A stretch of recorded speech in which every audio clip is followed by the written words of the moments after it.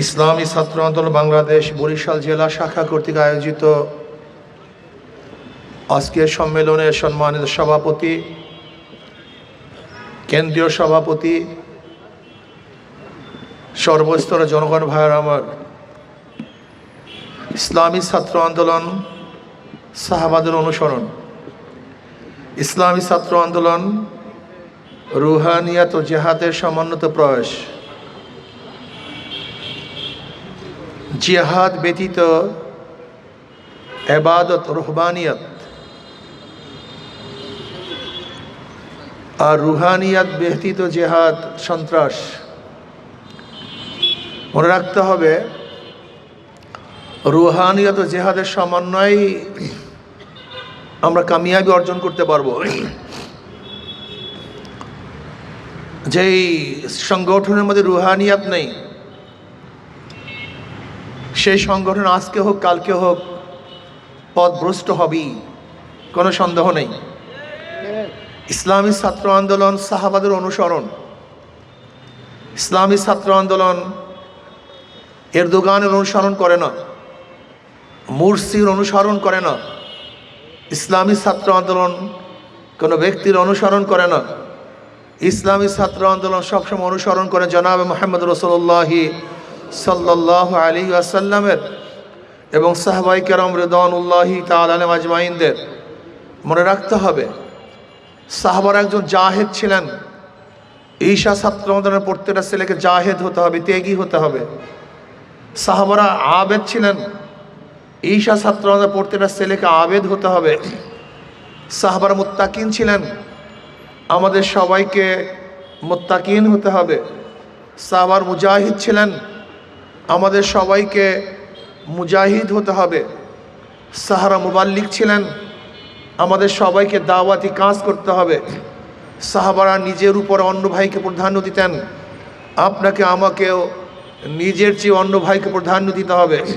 ওয়ুসিরুনা আলা আনফুসিহিম ওয়ালাউ কানা বিহিম খাসাসা। ইসলামী ছাত্র আন্দোলনের প্রত্যেকটা ছেলেকে মনে রাখতে হবে, আমি খাবো না, আমার ভাই তিনি খাবেন। আমার নাস্তার অর্ধেক, আমরা উভয় ক্ষুধার্ত, ভাগ করে অর্ধেক আমি খাবো, অর্ধেক আমার ছাত্র ভাইকে খাওয়াবো। আমি আগে বসবো না, আমার ভাইকে বসার ব্যবস্থা করব। আগে আমি শুবো না, আমার ভাইকে শোয়াবার পরে জায়গা থাকলে আমি শুইব, আর নয়তো সারা রাত্র বসে থাকবো, আমার ভাইকে প্রাধান্য দেব। আপনারা দেখেন নাই আনসারীদের অবস্থা কি ছিল? মুহাজিরদের জন্য তারা এমন কোনো ত্যাগ নাই যেই ত্যাগ করেন নাই। আল্লাহু আকবার।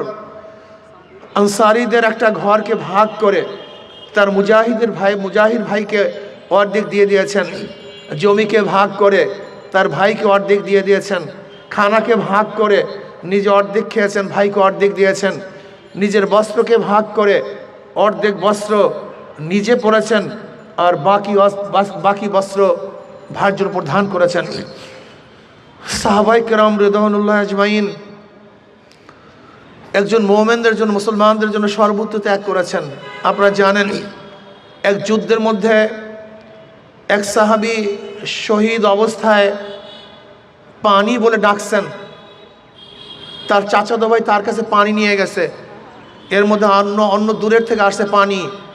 ওই ব্যক্তি বলছে, আমার বেশি পানির প্রয়োজন নেই, আমার ভাইয়ের বেশি পানির প্রয়োজন, তোমরা তার কাছে পানি নিয়ে যাও। দ্বিতীয় ব্যক্তির কাছে যখন পানি নিয়ে গেছে, তৃতীয় জায়গার থেকে আওয়াজ আসছে পানি। দ্বিতীয় ব্যক্তি বলতেছে, আমার পানির প্রয়োজন নেই, আমার ভাইয়ের বেশি পানির প্রয়োজন, তোমরা তার কাছে পানি নিয়ে যাও। তৃতীয় ব্যক্তির কাছে যখন পানি নিয়ে যাওয়া হয়েছে, দেখে সে ব্যক্তি দুনিয়ায় নেই, শহীদ হয়ে গেছে। দৌড়ে আসছে দ্বিতীয় ব্যক্তির কাছে, দেখে সেও দুনিয়াতে নেই, সেও শহীদ হয়ে গেছে। আসছে প্রথম ব্যক্তির কাছে, দেখে সেও দুনিয়াতে নেই, সেও শহীদ হয়ে গেছে। ওয়ুসিরুনা আলা আনফুসিহিম ওয়ালাউ কানা বিহিম খাসাসা। মুমিন তো নিজের ধ্বংসের মুহূর্তেও তার মুমিন ভাইকে প্রাধান্য দেয়। ইসলামী ছাত্র আন্দোলনের প্রত্যেকটা ছেলে এই আদর্শবান হতে হবে। নিজের চেয়েও তার সাংগঠনিক ভাইকে প্রাধান্য দিতে হবে। নিজের সুখে শান্তিতে না থেকে তার সহকর্মীকে সুখে শান্তিতে রাখার ব্যবস্থা করতে হবে। আমার পকেটে নাস্তার পয়সা আছে, কিন্তু আমার এক ছাত্র ভাই পকেটে নাস্তার পয়সা নেই, সেজন্য ভাবতেও না পারে আমার নাস্তার টাকা তাকে দিয়ে দিয়েছি। যদি ভাবেন তাহলে লজ্জা পাবেন না, আমি এমনভাবে আমার ভাইকে দেব যেন সে লজ্জিত না হয়। এই আদর্শবান ছাত্র আন্দোলনকে হতে হবে। ছাত্র আন্দোলনের প্রত্যেক ছেলেকে ত্যাগী হতে হবে, ভুগি না। আজকে বর্তমানে পাশ্চাত্য রাজনীতিকবিদরা আমাদের হাজারো কোমলমতি ছাত্রদেরকে ভুগি বানিয়ে ফেলেছে, ওদেরকে অস্ত্রবাজ বানিয়েছে, ওদেরকে খুনি হিসাবে চিহ্নিত করেছে সমাজের মধ্যে। ওরা এখন ধর্ষক, ওরা এখন চাঁদাবাজ, ওরা লুটেরা, ওরা মানুষ না। আপনি দেখেছেন আবরারকে কে হত্যা করেছিল? আবরার ফাহাদকে বুয়েটের ছাত্রই হত্যা করেছিল। বুয়েটের ছাত্র খুব ভালো ছাত্র, মেধাবী ছাত্র, ওরা ঢুকেছিল ভালো হিসাবে, আর ওই সংগঠনে যাওয়ার পরে ওরা বের হয়েছে খুনি হিসাবে। অন্যান্য পাশ্চাত্য ছাত্র সংগঠনগুলি যদি ফেরেশতারাও ঢুকে সেখান থেকে আজাদি হয়ে বের হয়, হাজারো ভালো মানুষ ঢুকবে, খুনি হয়ে বের হবে। আর ইসলামী ছাত্র আন্দোলনের এমন এক সুন্দর পরিবেশ কাঠামো, যেখানে হাজারো খারাপ ছাত্ররা ঢুকলেও ফেরেশতাতুল্য ছাত্র হিসাবে বের হবে ইনশাআল্লাহ।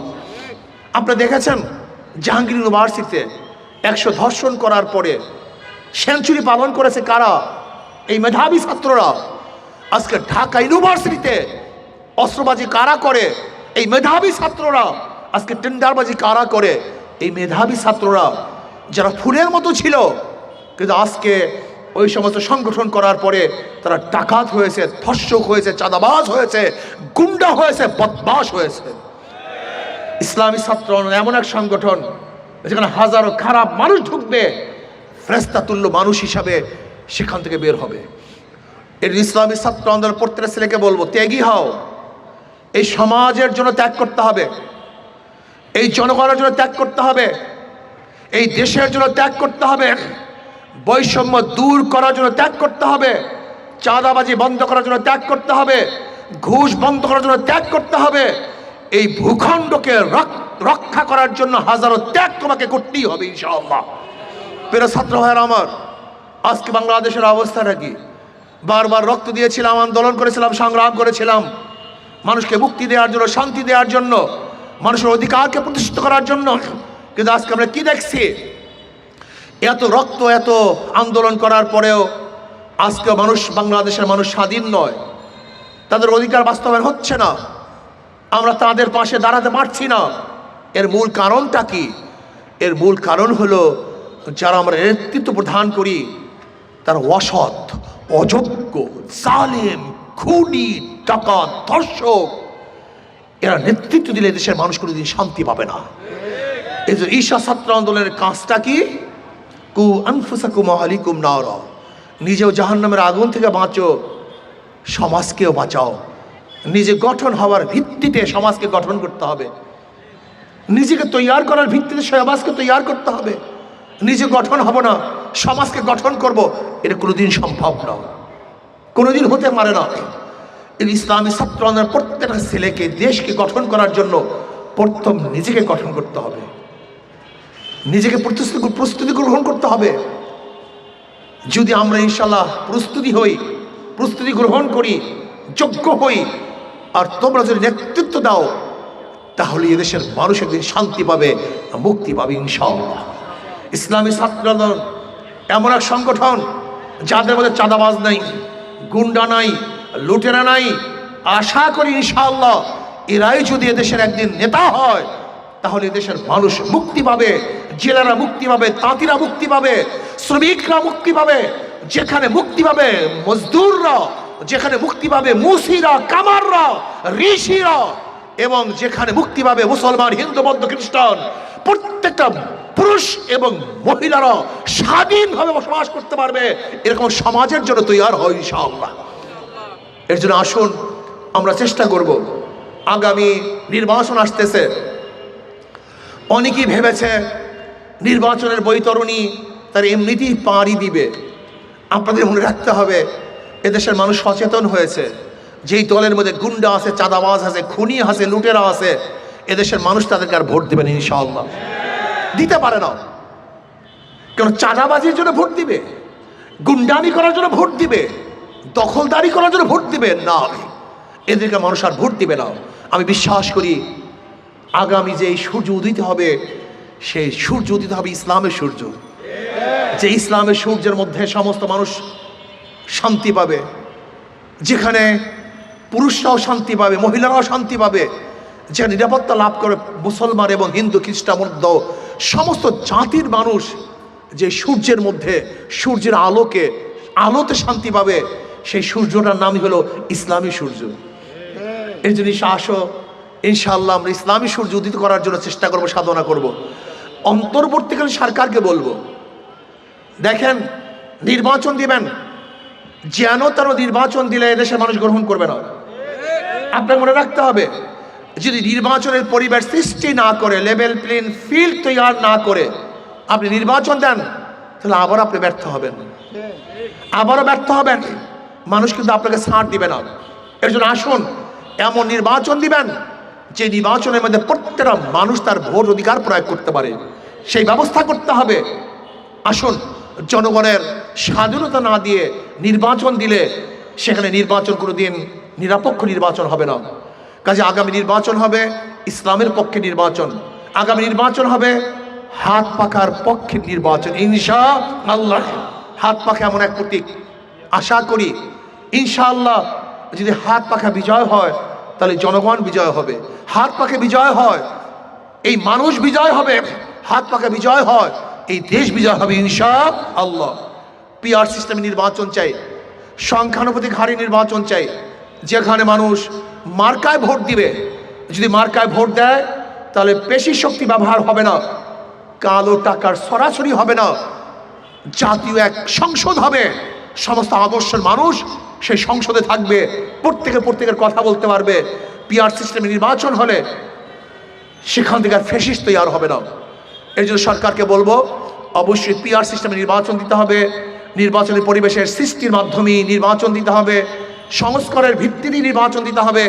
যেন তেন সংস্কার চাই না, যে সমস্ত খাতগুলিকে ধ্বংস করে ফেলেছে ওই সমস্ত খাতগুলিকে সংস্কার করার ভিত্তিতে নির্বাচন দিতে হবে। ইসলামী ছাত্র আন্দোলন গোটা ছাত্রদের কাছে দাওয়াত নিয়ে যাবে, আজকের থেকে নিয়াত করে কমপক্ষে যেন 100, 200 বা 300 বা 500 ছেলেকে দাওয়াত দিয়ে ইসলামী ছাত্র আন্দোলন অন্তর্ভুক্ত করাবো। কি রাজি আছেন ইনশাআল্লাহ? কমপক্ষে 500 ছাত্রকে দাওয়াত দিয়ে আমি ছাত্র আন্দোলন নিয়ে আসবো। আল্লাহ আমাকে এবং আমাদের সবাইকে আল্লাহর জমিনে আল্লাহর হুকুমত কায়েম করার, ইসলাম হুকুমত কায়েম করার তৌফিক দান করেন।